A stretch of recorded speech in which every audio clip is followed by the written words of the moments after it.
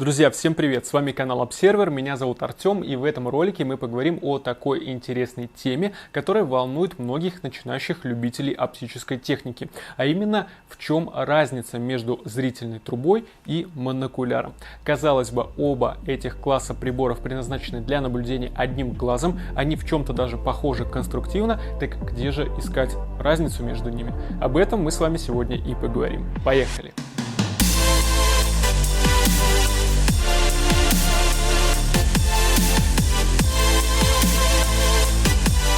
Друзья, не забывайте подписываться на наш канал, а также ставить лайки и нажимать на кнопку колокольчик, чтобы быть в курсе новых роликов на нем. На нашем канале собрано уже достаточно большое количество видео на тему оптических приборов. Это как обзоры отдельных телескопов, биноклей, монокуляров, зрительных труб, так и информационные ролики в целом на тему оптической техники, астрономии и биологии. Подписывайтесь, я думаю, вы не пожалеете.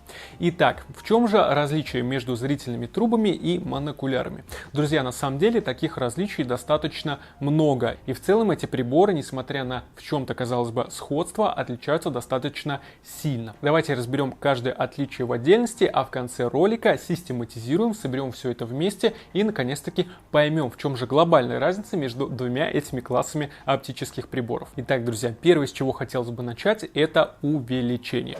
Монокуляр, как правило, имеет гораздо меньшую кратность, чем зрительная труба. Эти приборы предназначены для наблюдения за не сильно отдаленными объектами и зачастую имеют увеличение в пределах от 4 до примерно 12-15 максимум крат, в то время как зрительные трубы наоборот рассчитаны на работу по сильно отдаленным от наблюдателя целям и имеют увеличение от 15 крат и выше. Кроме того, друзья, несмотря на то, что оба эти прибора зачастую могут выглядеть схожим образом, а именно как удлиненная трубка с несколькими линзами на концах, очевидно, что зрительные трубы намного превосходят по габаритам монокуляра. Это еще одно различие между ними, из которого вытекает следующий момент.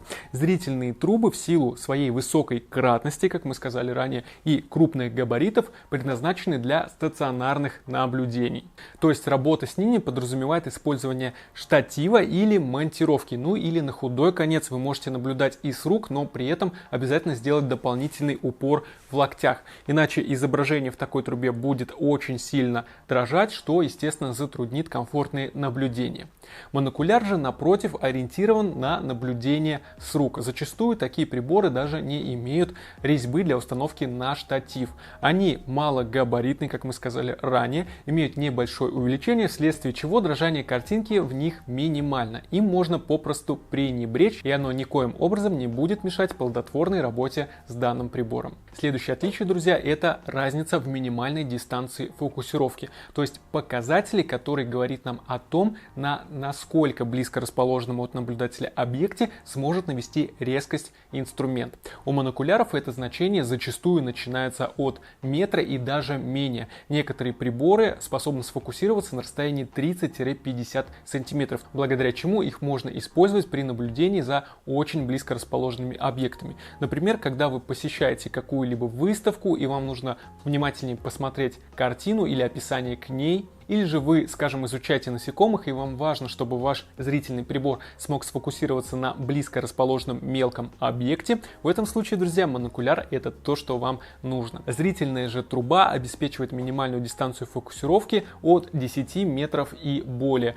То есть сфокусироваться, навести резкость на объекте, который расположен менее этого расстояния от вас, с таким прибором у вас, к сожалению, не получится. Вследствие этого зрительные трубы просто физически не смогут навести резкость на близко расположенном от вас объекте. Эти инструменты предназначены для работы с целями, которые отдалены от вас на значительное расстояние. Следующий момент, друзья, конструктивный. Монокуляры являются по сути половинкой бинокля. Вследствие этого они имеют жесткую фиксированную конструкцию без каких-либо изломов оси. То есть объектив и окуляр у них находятся в одной плоскости и направлены в одном направлении. Зрительная труба же зачастую имеет более сложную конструкцию и представляет из себя нечто среднее между монокуляром и телескопом. Многие зрительные трубы, конечно, имеют схожую с монокуляром конструкцию, которую мы только что описали, однако однако большинство из них несколько отличается. Во-первых, зрительные трубы часто бывают телескопическими, то есть имеют раздвижной корпус. Трубы в целом оснащаются объективами большего диаметра и имеют априори большее фокусное расстояние. Для того, чтобы в определенных типах конструкции нивелировать их габариты, то есть не делать зрительные трубы огромными по длине, и чтобы хотя бы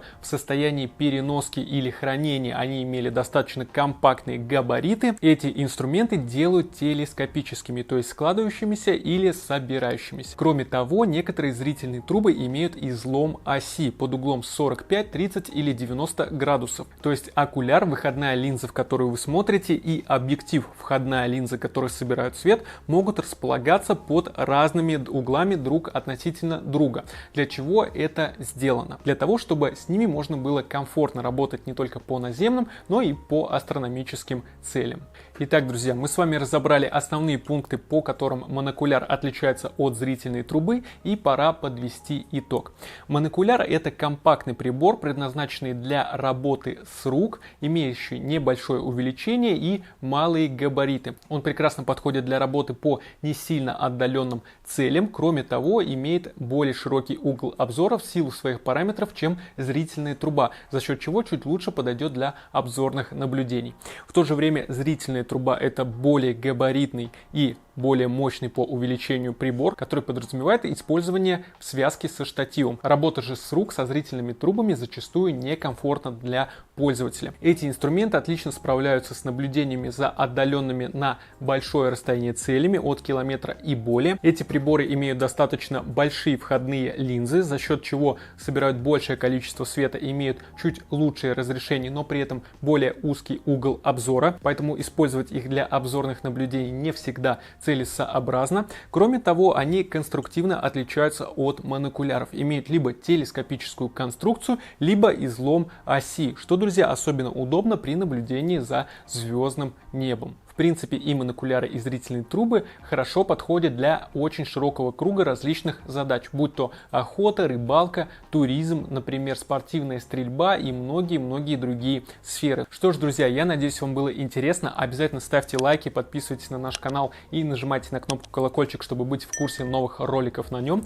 Также не забывайте, что свои вопросы, пожелания по тематикам будущих видео и просто комментарии по опыту работы со зрительными трубами и монокулярами вы всегда сможете оставлять под видео. Давайте общаться и делиться информацией. Также не забываем, что в описании ролика вас ждет промокод на скидку на покупки в интернет-магазине Observer MSK. Приобретайте оптику с Observer по самым выгодным ценам. Ну а я с вами прощаюсь.